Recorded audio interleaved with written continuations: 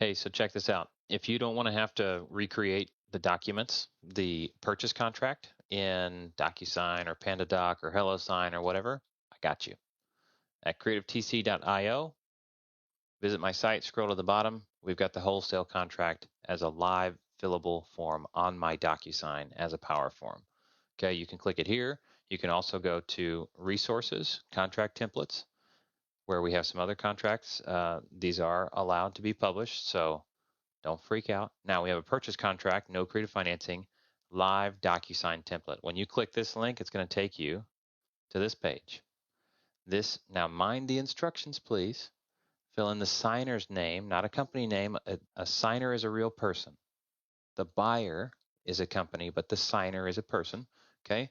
Ignore any non-applicable rules, right? So if you're only got one person that's going to be the signer for the buyer, then ignore buyer number 2. It won't bother you. Just leave it blank. Same thing for seller. If there's only one seller, great. Put them in. Don't put the second name. If it's a husband and wife combo or business partners, then go ahead and put both of them in there. You do want that right from the beginning. So make sure you get the email addresses. You can't proceed without that. A name and an email address. Okay, so I've got that. I'm going to click begin signing. It's going to create a DocuSign envelope on Caleb's paid DocuSign account. Okay, you're going to have to click a thing to allow you to use the cookies and all the other stuff, and then start filling it in. 123 Main Street. I am requiring legal description.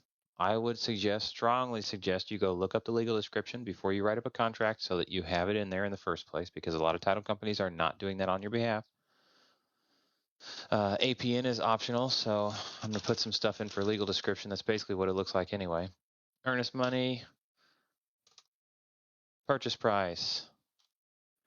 Pretty simple. Close of escrow date. You can use a simple date. You can put like 6/15/2023. That's a year from now as of this recording. Or you can put 30 days after effective date. Whatever you want to do, right? Escrow agent. If you have one, if you don't have one, please, please, please, please, please put to be selected by buyer with a capital B. That's a capitalized term that you need to use. If you know the name of the person already or the company, please go ahead and put that in as you're doing the contract. But otherwise, give yourself the right to be the one that selects that. You want to control that narrative. Now, the seller is going to have to fill in their information here. You do have to put your name. Now, the buyer's name, this is if you have a company, the buyer's name is Creative Acquisitions LLC or whatever. That's fine. You need a mailing address. You need an email. You can initial this as you go. You do need an email address because you have to be able to receive notices. A phone number is handy if you're going to connect with anybody for a transaction coordinator or a title company. They're going to look at this as the source of truth. Inspection period. Again, you can put X days from effective date. You can say X days after buyer gains access to property.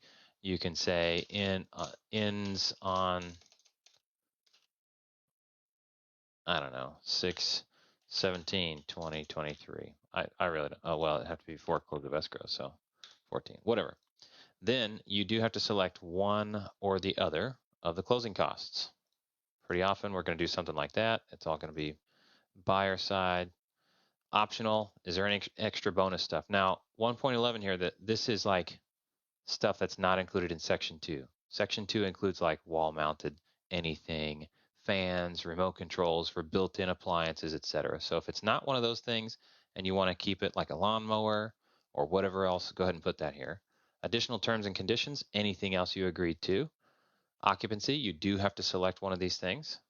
If you select that there's nobody in occupancy, you can leave it like that. Or if there's a slight exception, like a post-closing addendum, post-closing possession addendum, you can do that. If there's tenants, you definitely need to select the other box. Okay. Scroll on through here. There's nothing else to do for you until you get to the signature page, where again, just to make sure you guys are trained, the name is your company. The signed by is your name. It's what? If it's you, if it's your own name, it's self. If you're signing as a member of a company, you're a member, your manager, your managing member, your authorized signer, your CEO, your chief goon squad member, whatever your title is. Actually, I'm manager. There we go. And that's it. And you're going to have to go initial, right? CC, adopt an initial. All right, from the top. Oh, mailing address. Some stuff. Buyer name. Forgot to make this get filled in. Okay, I'm going to start initialing. Boom, boom, boom, boom, boom. I don't know how long this video is. It's like 5 minutes so far, 5.5 minutes. This is how long it takes to go fill out a real purchase contract that's hosted. Now, when I click finish, guess what?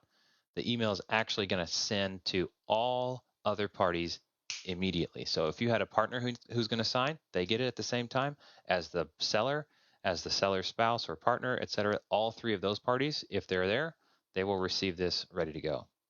Okay? It's that quick. Now, on the seller side, this is what they receive. They receive something like this. It's got my name brand up here. It's actually going to come from Caleb Christopher at Creative TC. Okay, so just know that. Don't be telling them it's going to come from you. Tell them, hey, I've got a transaction coordinator company we use sometimes. They're going to get to review the document. So this is the user experience for your recipients. All recipients are going to get this. Yes, I agree to electronic signatures. Okay, I see the contract. Here's all the information and the numbers. Okay, my name is Frederick Christopher. In case you didn't know that, that's actually my legal first name. So now you know. Blah, blah, blah, email, blah, blah, blah. You do want that. 1, 2, 3, blah, blah. Okay, next we're ready to initial. Frederick Christopher, FC, adopt an initial. Boom, boom, boom. Nobody reads contracts anyway. Click, click, click. Sign, name. Okay, they're supposed to sign just the same way, right? If it's a company, they need to put the company as the name. You can always fix that with an addendum.